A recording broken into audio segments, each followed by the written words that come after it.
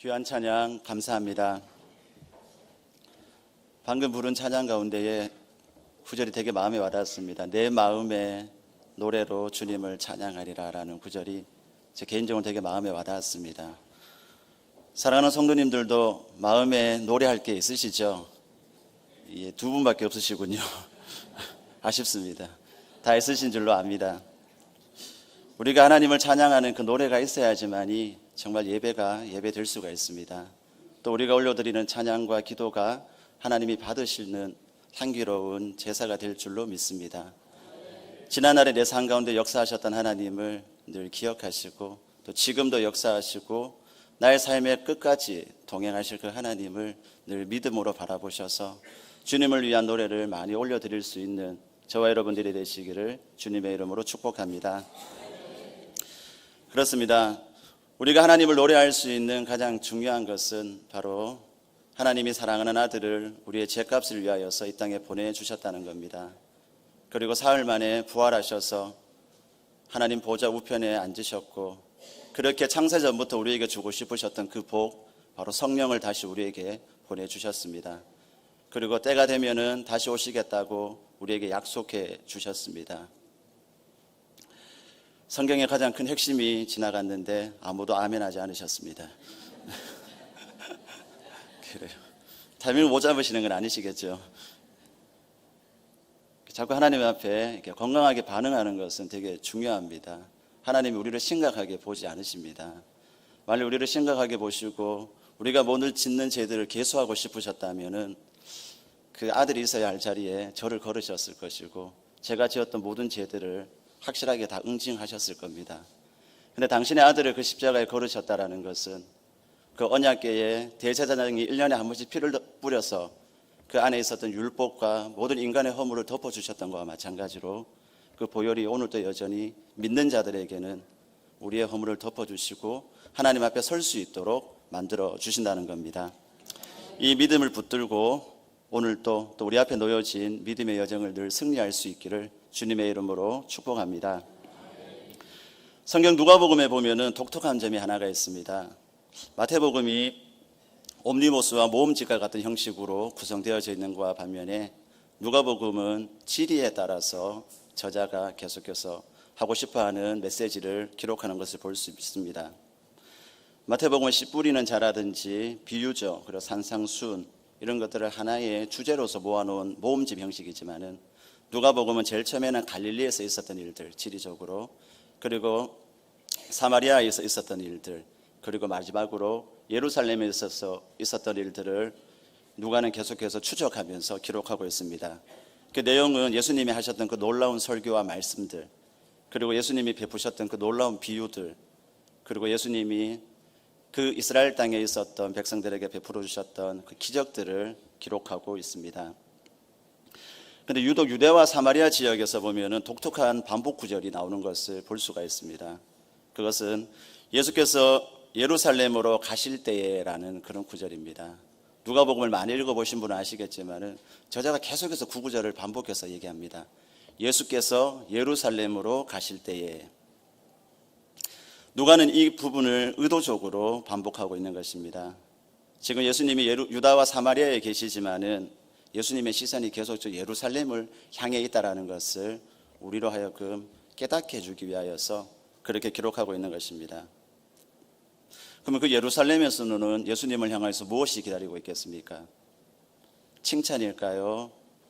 면류관일까요? 아닙니다. 오히려 예수님 앞에 기다리고 있는 것은 고난과 죽음입니다. 영광도 면류관도 아닌 조롱과 배신과 저주가 자신을 기다리고 있음에도 불구하고 예수님은 계속해서 저 예루살렘을 향하여서 시선을 절대로 놓지 않으십니다. 유대와 사마리아 지역에서 예수님이 하셨던 말씀과 비유가 약 25회가 나옵니다. 그리고 기적에 대한 부분은 5회가 기록되어 있습니다. 예수님은 왜 그렇게 예루살렘에 관심을 가지셨냐 하면은 우리가 생각하기에 말씀과 설교를 많이 듣고 우리는 기적을 보게 되어지면은 우리가 변할 수 있다라고 많이 생각을 합니다. 하지만 예수님은 좀 다르신 것 같습니다. 예수님이 정말 말씀과 기적으로 우리가 변화될 수 있었다라면 좀 더 많은 기적과 좀 더 많은 말씀과 주옥 같은 설교들을 누가는 기록을 했어야 합니다. 하지만 그렇게 기록하지 않았던 이유는 우리 인간이 근본적으로 바뀔 수 있는 유일한 방법은 예수 그리스도의 십자가와 죽음, 우리가 그것을 성경을 통하여 깨달을 때에만 변화될 수 있다는 것을 아셨기 때문에 계속 예루살렘을 향하여서 전진해 나가셨던 겁니다. 오직 십자가로만 우리 인간은 변화될 수 있다는 것이 하나님은 예수님을 통하여서 우리에게 들려주고 싶어 했던 겁니다. 많은 목회자들의 설교를 하고 있습니다. 때로는 긴장이 되기도 하고, 때로는 이 말씀으로 두렵기도 하고, 때로는 너무나도 변화되지 않는 성도들 때문에 힘겨워하기도 합니다. 각자가 저마다의 고통이 있고 저마다의 또 힘든 믿음의 싸움이 있습니다. 하지만 우리가 중요하게 바라봐야 하는 게 예수님께서도 설교로 기적으로 우리가 근본적으로 변화되지 않는다는 것을 이미 알려주고 계셨던 겁니다. 누가복음 24장 44절에는 이렇게 기록되어 있습니다. 또 이르시되 내가 너희와 함께 있을 때에 너희에게 말한 바 곧 모세의 율법과 선지자의 글과 시편의 나를 가리켜 기록된 모든 것이 이루어져야 하리라 한 말이 이것이라 하시고 이에 그들의 마음을 열어 성경을 깨닫게 하시고. 여기서 나오는 모세의 율법, 또 시편, 선지서는 구약성경 전체를 가리키는 겁니다. 예수님은 그 구약성경 전체가 모두 다 자신의 죽음과 부활을 가리키고 있다는 것을 누가복음 제일 마지막에 확증해 주고 계신 겁니다. 따라서 우리가 하는 많은 사역들이 있습니다. 또 이 땅에는 많은 교회들이 있습니다. 또 많은 기도와 많은 설교들이 있습니다.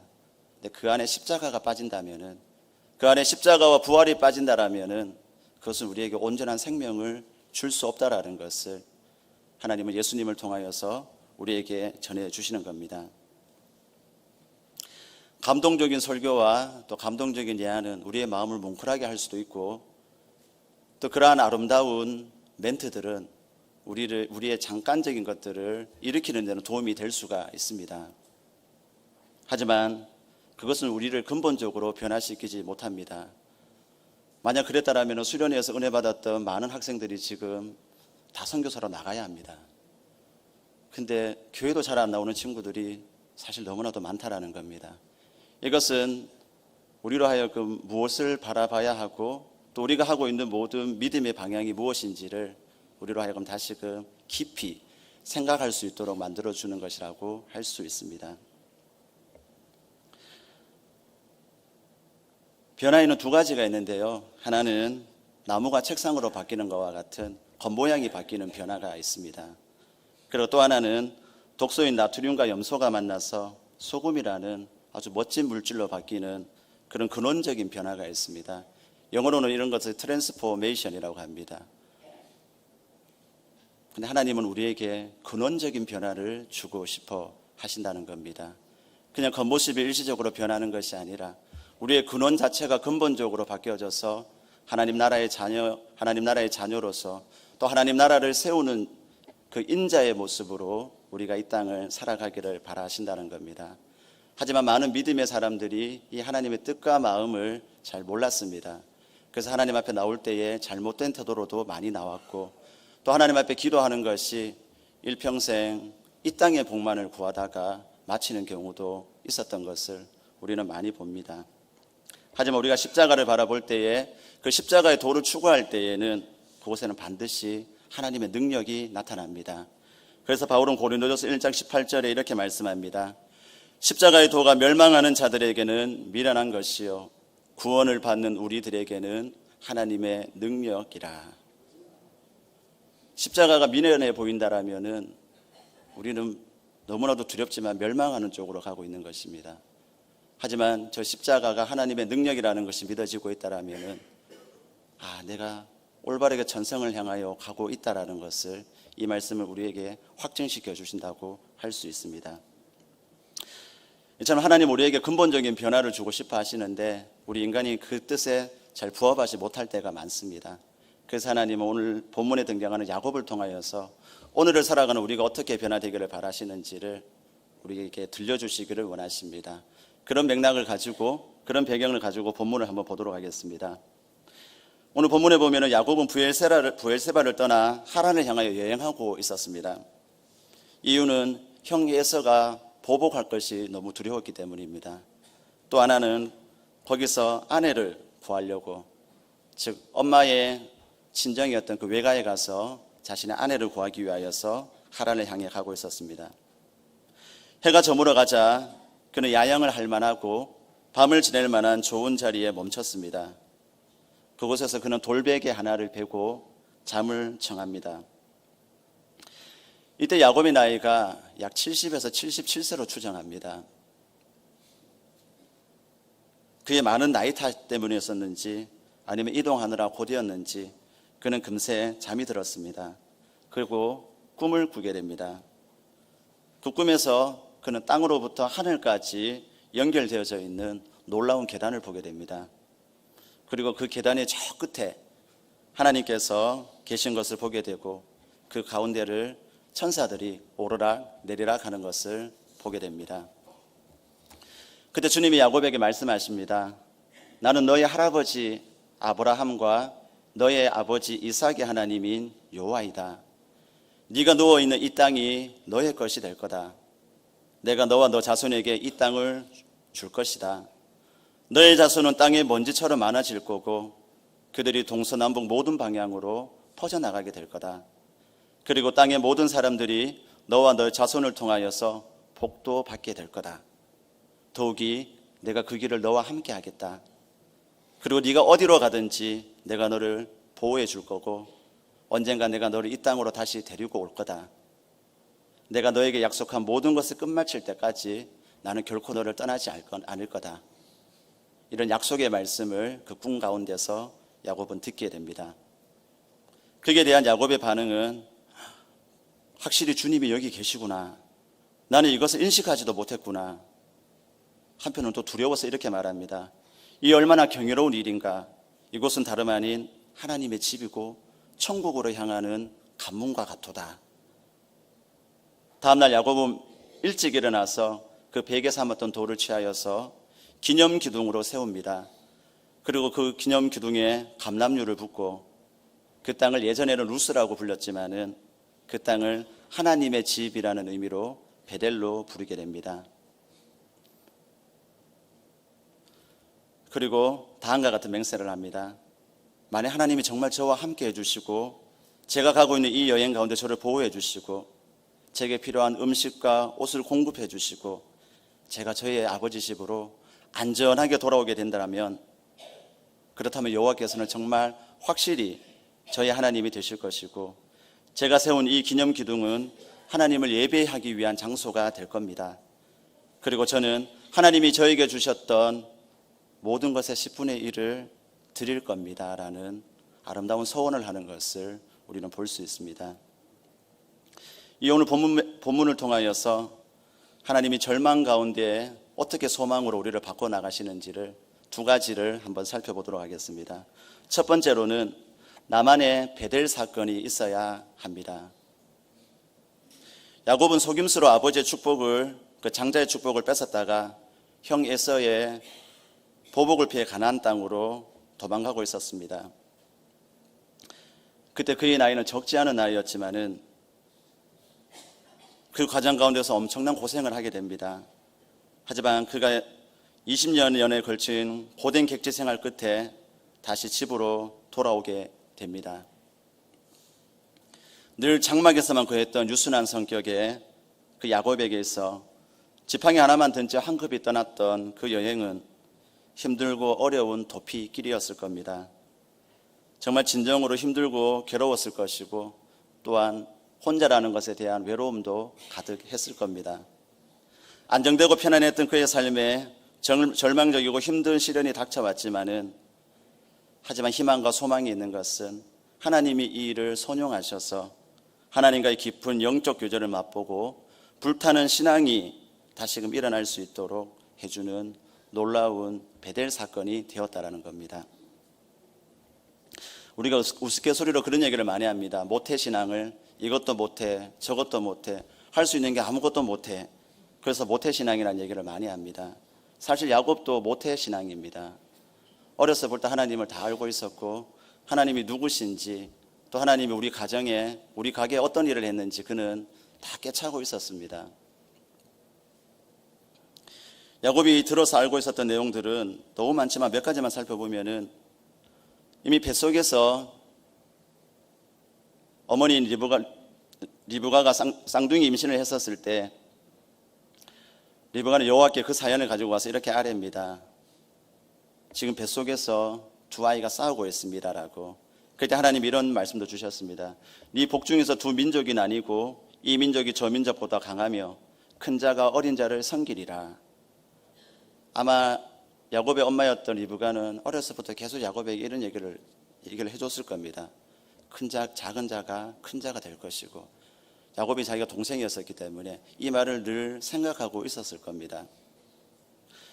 그리고 또 한 번은 흉년이 들었을 때에 그 가나안 땅에 그랄 땅에서 살고 있었는데 흉년이 들었을 때에 하나님은 그 땅에 있으라고 말했습니다. 이삭은 두려워서 다른 데로 가고 싶었지만은 그냥 그 땅에 머물렀을 때에 하나님이 농사의 100배를 주수할 수 있는 놀라운 복을 주셨습니다. 그래서 이삭은 창대하고 왕성한 부자가 되었었죠. 이 얘기도 들었을 겁니다. 하나만 더 살펴보면은 그리고 또 한 번은 우물 때문에 다투게 되었습니다. 하지만 그 우물을 포기하고 하나님을 신뢰하여서 다른 곳에 가서 우물을 팠을 때에 하나님이 파는 데마다 그 물이 콸콸콸 솟을 수 있는 놀라운 복도 허락하셨습니다. 이 모든 얘기들을 야곱은 다 듣고 자랐을 거라는 거죠. 근데 문제는 뭐냐면은 그렇게 그가 하나님을 아빠와 엄마로부터 들었던 하나님에 대한 메시지는 결국 그 장자권을 빼앗는 것으로서 결론이 났다라는 겁니다. 이것은 우리에게 어떤 것을 시사하는 거냐 하면은 내가 만난 하나님이 없게 되어지면은 내가 누군가로부터 들었는 하나님만 있게 되어지면은 하나님을 향하여서 왜곡된 길을 걸을 수 있다라는 것을 보여주는 겁니다. 근데 이것은 간단한 얘기가 아닙니다. 우리가 계속해서 하나님의 축복만을 구하는 삶을 살게 되어지면은 하나님은 반드시 우리를 연단하실 수밖에 없다는 겁니다. 왜냐하면 그 길은 멸망의 길이고 사실은 하나님과는 상관없는 길이 될 수 있기 때문입니다. 여기에 그 심각함이 있다라는 겁니다. 그 옛날 광야에서 이스라엘 백성들이 하나님의 손만을 구했을 때에 그때 하나님은 그들에게 기적을 많이 보여주셨습니다. 반석에서 물이 나오기도 해주셨고 고기가 먹고 싶다고 할 때에 고기도 심지어 주셨습니다. 하지만 시편 103편 7절에 이렇게 기록합니다. 그의 행위를 모세에게 그의 행사를 이스라엘 자손에게 알리셨도다. 즉 하나님이 모세에게는 자신의 길과 뜻을 알려주셨지만 이스라엘 자손에게는 그의 행사, 즉 기적만 보여줬다라고 말하고 있습니다. 그리고 결국 그들은 가나안 땅에 아무도 들어가지 못했다는 겁니다. 오늘날 우리도 이럴 수 있다는 겁니다. 하나님 앞에 예배하러 나오지만은 하나님을 섬긴다고 하지만은 하나님의 뜻과 길은 전혀 모르고 그냥 그분이 주시는 축복만을 바라면서 나올 수 있다라는 겁니다. 근데 이렇게 되어지는 그 배경 중에 하나가 내가 만난 하나님이 없을 때에 이런 일이 자주 나타난다는 겁니다. 그래서 하나님은 야곱을 물론 하나님이 계획하셨던 건 아니지만은 야곱이 했던 그 실수를 선용하셔가지고 광야 가운데에서 이런 허물을 벗기는 작업들을 하고 계신 겁니다. 이렇게 하나님의 얼굴을 구하지 못하고 하나님의 축복만 구하고 살았던 야곱에게 그가 베델에서 만났던 하나님은 그의 인생을 송두리째 바꾸어주는 아름다운 열매들을 우리가 볼 수가 있습니다. 몇 가지만 살펴보면은 이 베델에서 야곱이 하나님을 만나고 난 다음에 나타나는 몇 가지 영적인 돌파는 첫 번째로는 그는 하나님을 향하여서 두려움이 이제 생겼습니다. 하나님을 직접 만나게 되어지면 반드시 그분의 임재와 거룩하신 때문에 우리에게는 두려움이 엄습할 수밖에 없습니다. 마치 우리가 태양 앞에 서게 되어지면은 곧 타버릴 것과 같은 그런 중압감이 있는 것과 마찬가지로 너무나도 거룩하시고 완벽하신 하나님 앞에 섰을 때 우리에게 아무런 두려움이 없다라면은 실제로는 하나님을 만나지 않은 겁니다. 이것은 베드로를 통하여서도 알 수 있습니다. 예수님이 그의 배에 찾아오셔서 그물을 내려서 고기를 어마어마하게 많이 잡았을 때에 그는 이제 앞으로 멋진 인생을 살 수 있을 거라고 그렇게 고백하지 않고 주님 두렵으니 가시라고, 내가 죄인인 게 두렵다라는 그런 고백을 하게 됩니다. 즉 우리가 실제로 하나님을 만나게 되면은 우리에게는 가장 건강한 하나님을 향한 두려움이 임하게 된다는 겁니다. 두 번째로는 야곱은 그때까지만 해도 하나님의 임재가 어떤 특정한 곳에만 있다라고 생각을 했습니다. 하지만 베델에서 하나님을 만나고 난 다음에 하나님의 거룩하심과 인자함이 어떤 특정한 재단에 있는 것이 아니라 하나님이 임재하시는 곳이 바로 거룩한 곳이구나라는 것을 알게 됩니다. 그래서 예수님도 요한복음 4장에서 그런 말씀을 하십니다. 이제는 예루살렘도 아니고 사마리아도 아니고 이제는 영과 진리로 예배할 때가 온다라고 동일하게 말씀하셨던 겁니다. 또 하나는 이 베델 땅이 이전에는 루스라고 불렸다고 성경은 기록하고 있습니다. 루스라는 뜻은 아몬드나무라는 뜻도 있고요, 또 황무지라는 뜻도 있습니다. 그런데 이곳이 하나님의 집 베델로 바뀌었다라는 겁니다. 즉 우리가 아무리 절망 가운데 있다 할지라도, 내가 지금 처해 있는 상황이 너무나도 루스와 같다, 황무지와 같다 할지라도 그곳에서 하나님을 만나면 그곳이 하나님의 집이 되고 하나님의 축복이 가득한 소망의 장소가 된다라는 겁니다. 마지막으로 하나만 더 살펴보면은 이런 은혜를 받고 난 다음에 건강하게 나타나는 야곱의 반응을 보면 하나님 앞에 서원하는 모습을 볼 수 있습니다. 야곱이 비록 나의 이러한 부탁들을 들어주시면은 내가 이렇게 하겠습니다라는 것처럼 보여지지만은 우리가 문명을 통해 성경을 읽어본다라면은 그가 이렇게 고백할 수 있었던 건 바로 하나님을 만남으로 말미암아 내 안에 내적인 믿음과 그 확신에 근거해서 하나님 앞에 올려드리는 소원이라는 겁니다. 여기에는 반드시 감사가 묻어져 있고 여기에는 건강한 하나님을 향한 경외감도 포함되어 있다라고 할 수 있습니다. 그래서 하나님은 우리를 베델의 장소로 늘 초대하시는 겁니다. 그래야지만이 우리가 하나님을 향하여 바라보고 있는 관점과 마음의 오물들이 벗겨질 수 있기 때문입니다. 두 번째, 우리가 절망 가운데에서 소망으로 나아갈 수 있도록 하나님께서 우리에게 알게 하시기 원하는 메시지는 하나님의 약속은 반드시 하나님이 이루신다라는 것을 우리가 믿기를 바라십니다. 사실 오늘 본문에 등장하는 야곱은 하나님 앞에 올바른 태도를 가지고 있지 않았습니다. 하나님의 손을 구하고 있었지, 하나님 그분이 누구신지, 내가 하나님을 향하여서 내 삶을 드려서 또 내가 하나님의 종으로서 살아가야 하는, 더 나아가서는 하나님이 주인이고 내가 피조물이라는 이 가장 근원적인 진리 앞에 전혀 서지 않았던 그런 사람이었습니다.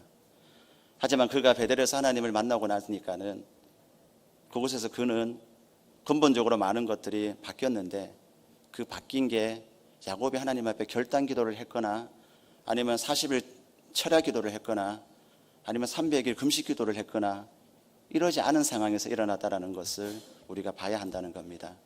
하나님이 먼저 찾아오셨던 겁니다.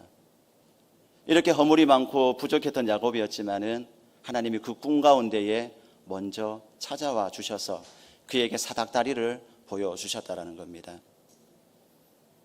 그 사닥다리가 땅에서부터 하늘까지 연결되어져 있었고, 그 사닥다리는 천사가 오르락내리락 하는 모습을 통하여서 훗날 예수님도 나다니엘에게 말씀하셨던 것처럼 누구든지 나를 믿는 자에게는 천사가 사닥다리를 통해서 하늘과 오르락내리락 하는 것을 보게 될 거라고 예언하셨던 말씀과 마찬가지로 누구든지 예수 그리스도를 믿는 자는 하나님의 자녀가 되고 그 자녀에게는 아버지 앞에 기도할 때에 하나님이 반드시 응답해 주는 것을 이 사닥다리를 통하여서 우리에게 보여주는 겁니다. 여러분들도 기도하면은 하나님이 많이 응답해 주시는 줄로 믿습니다.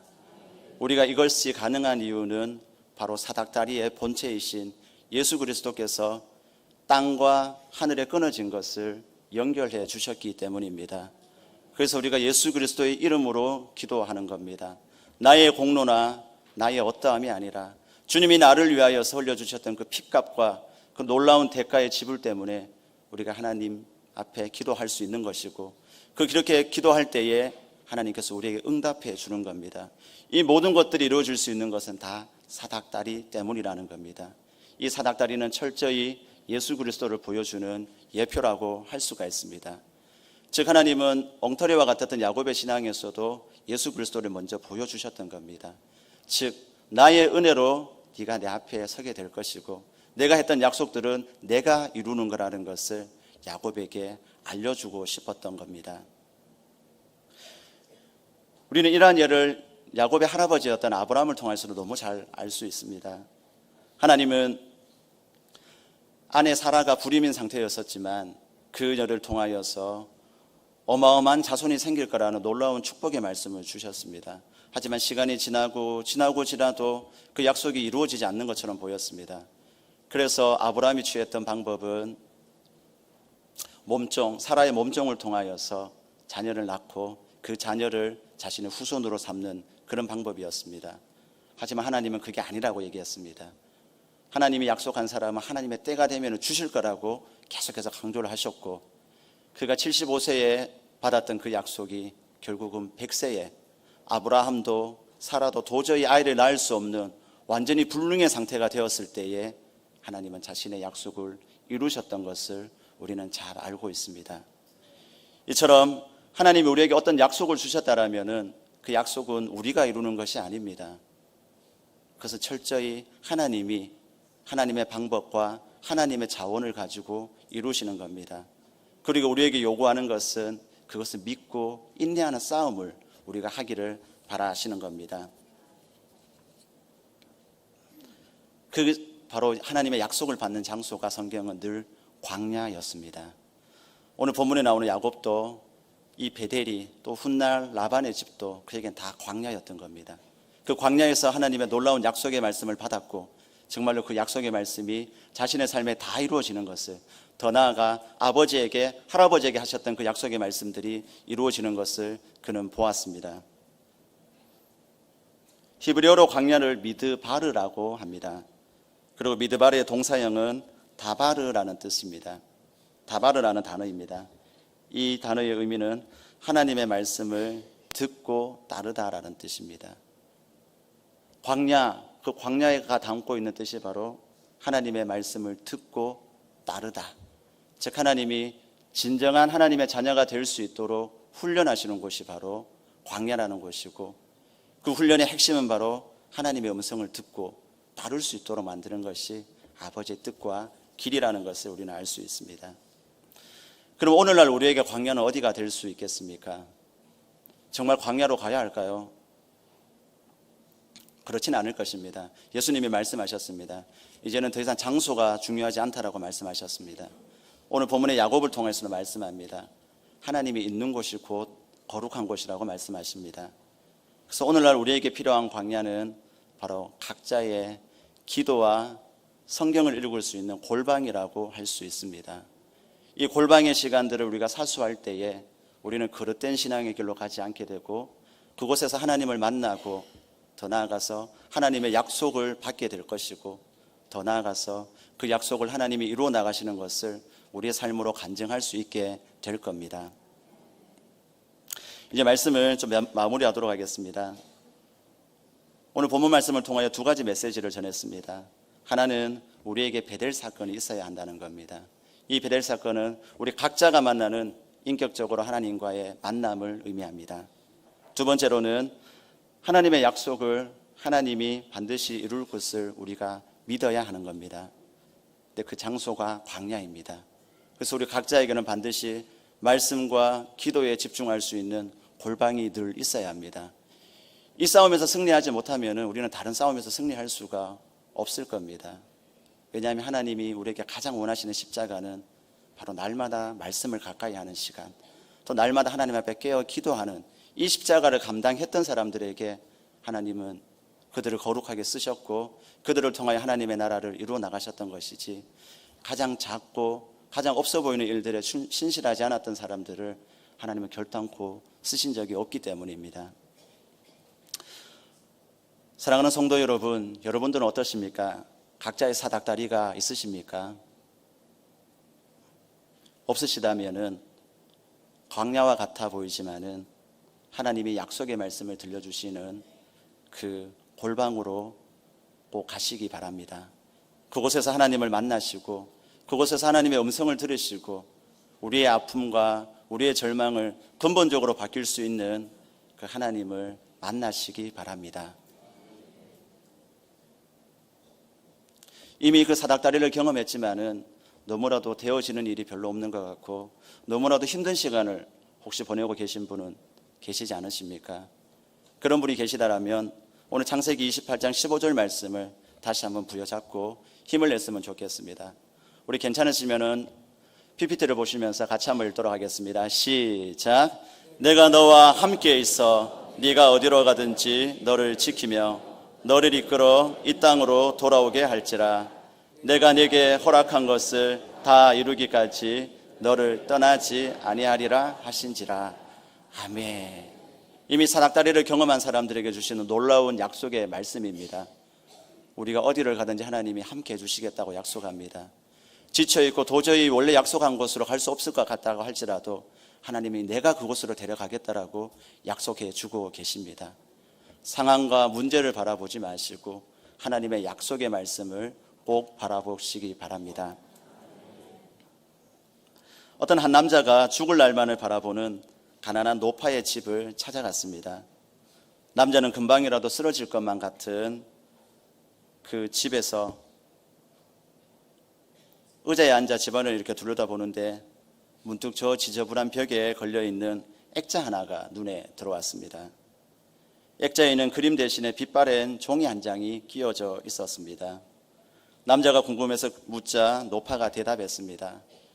내가 까막눈이라 내용은 몰라. 오래전에 혈혈단신 가품 밑에서 내가 일한 적이 있었거든.